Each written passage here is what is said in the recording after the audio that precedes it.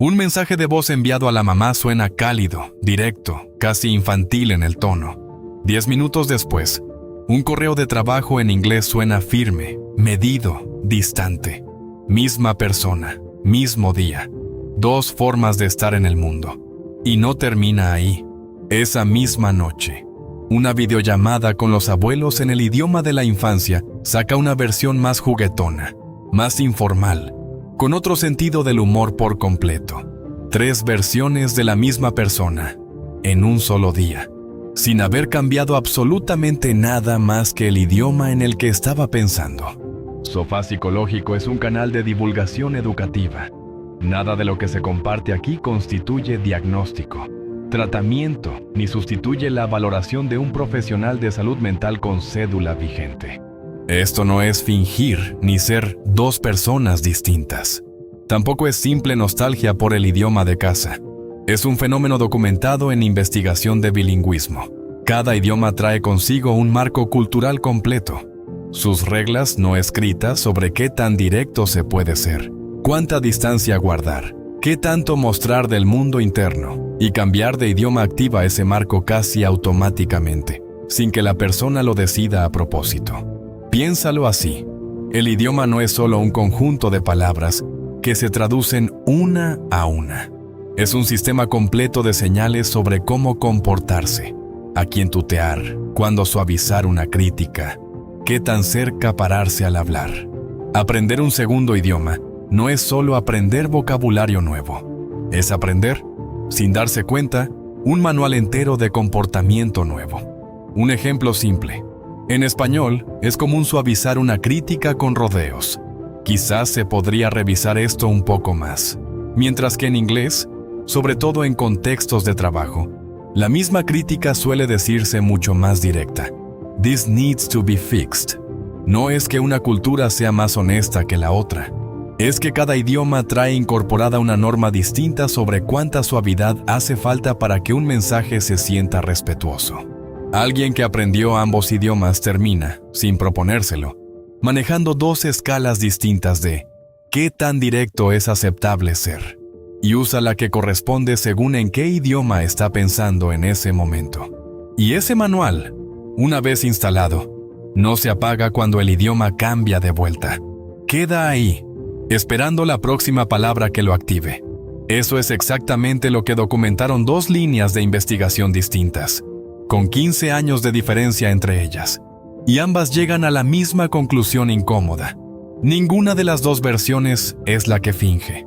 David Luna, Thorsten Ringberg y Laura Peracchio publicaron en 2008 un estudio sobre bilingües biculturales donde documentaron el cambio de marco cultural, frame switching. Al cambiar de idioma, las mismas personas mostraban respuestas medibles y distintas a preguntas idénticas. Más colectivistas en un idioma, más individualistas en otro, dependiendo de qué cultura asociaban con cada lengua. ¿Cómo se ve esto en la vida real? Una persona bicultural, hablando en su idioma colectivista, tiende a describir sus logros en plural. Lo logramos. Fue un esfuerzo de equipo. La misma persona, minutos después, respondiendo en su idioma individualista, empieza a hablar en primera persona. Yo lo logré. Fue mi decisión. No está mintiendo en ninguno de los 2 casos. Está respondiendo sin saberlo a las reglas de énfasis de cada idioma. ¿Qué activa exactamente el cambio? No es el idioma como sonido. Es el idioma como sistema de asociaciones. Cada lengua que alguien aprende viene empaquetada con recuerdos, contextos y relaciones específicas. El español puede estar asociado a la mesa familiar, a la infancia, a cierta forma de mostrar afecto.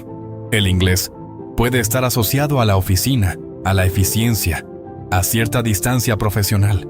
Al cambiar de idioma, el cerebro no solo cambia de vocabulario, activa todo el paquete cultural asociado a ese idioma, incluida la versión de uno mismo que mejor encaja ahí. El costo. Cuando esto no se entiende, sentir que una de las 2 versiones es la falsa.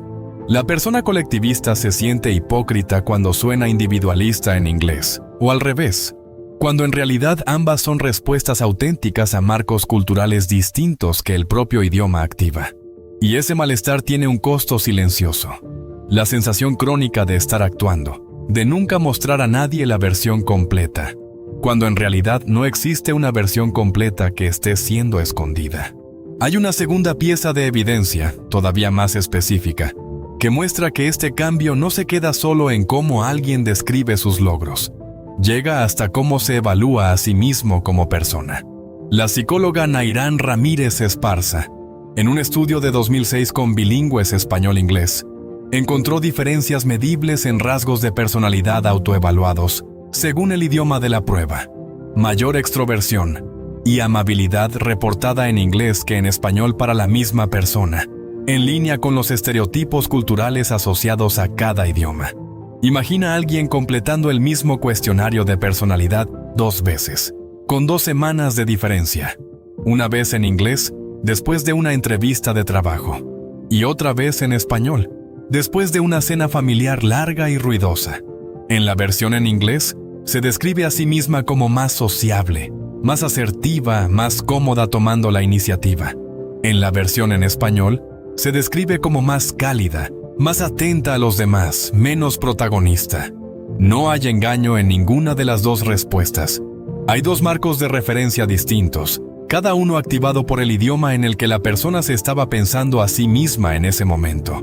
Esto no es inconsistencia de carácter.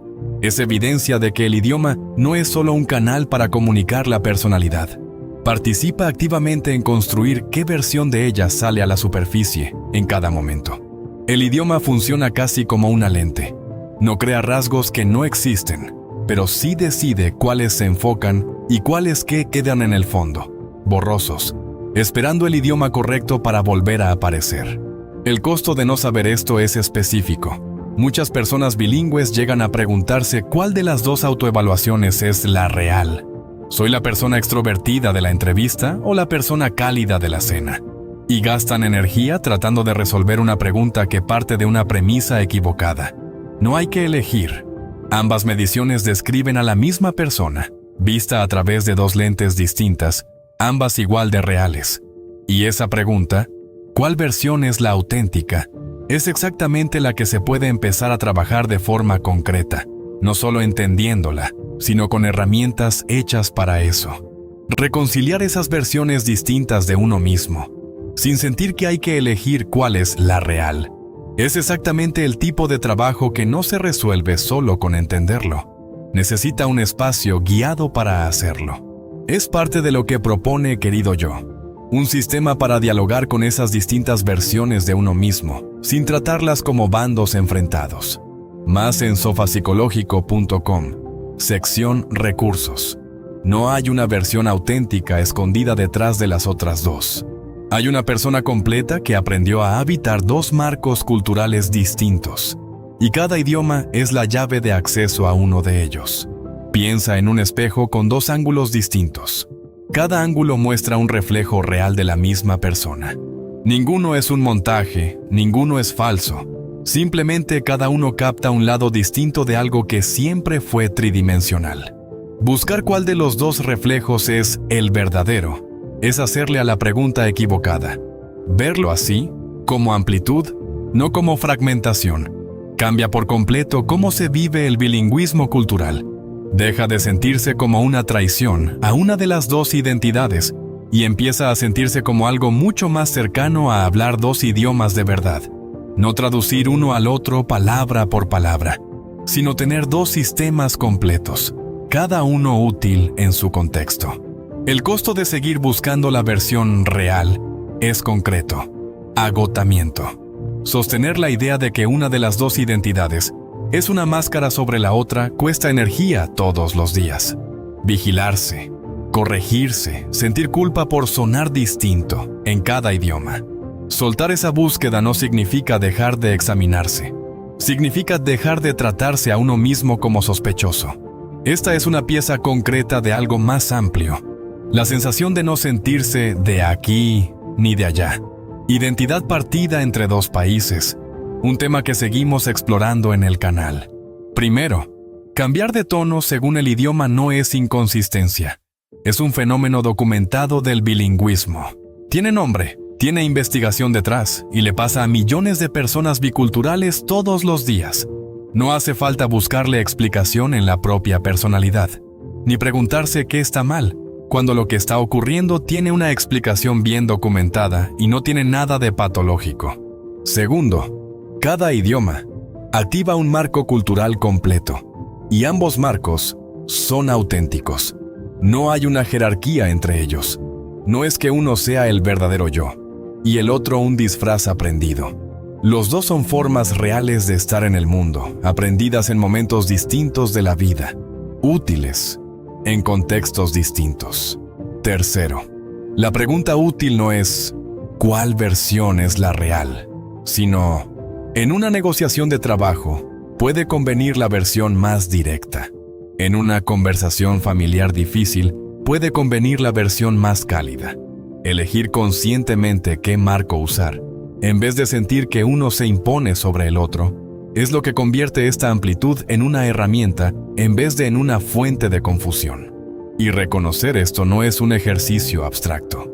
Es lo que separa a alguien que se agota tratando de ser una sola persona coherente todo el tiempo, de alguien que usa su bilingüismo cultural como lo que realmente es, un repertorio, no una contradicción. Nadie es dos personas distintas por hablar dos idiomas. Es una sola persona con dos llaves, cada una abriendo una habitación distinta de la misma casa. Ninguna habitación es más la casa de verdad que la otra. Las dos tienen los mismos cimientos. La próxima vez que sientas que cambiaste al pasar de un idioma a otro, en un mensaje, en una llamada, en medio de una conversación que empezó en una lengua y terminó en otra, vale la pena notarlo sin alarma. No es una grieta. Es la evidencia de que aprendiste, de verdad, a habitar dos mundos completos. Y eso, lejos de ser una fractura, es una de las formas más completas que existen de conocerse a uno mismo desde más de un ángulo a la vez. En el próximo video, seguimos con otra cara de esta misma identidad partida. La sensación de traicionar las raíces por adaptarse. Esa culpa específica de sentir que, entre más cómodo se vuelve un idioma nuevo, más se aleja uno del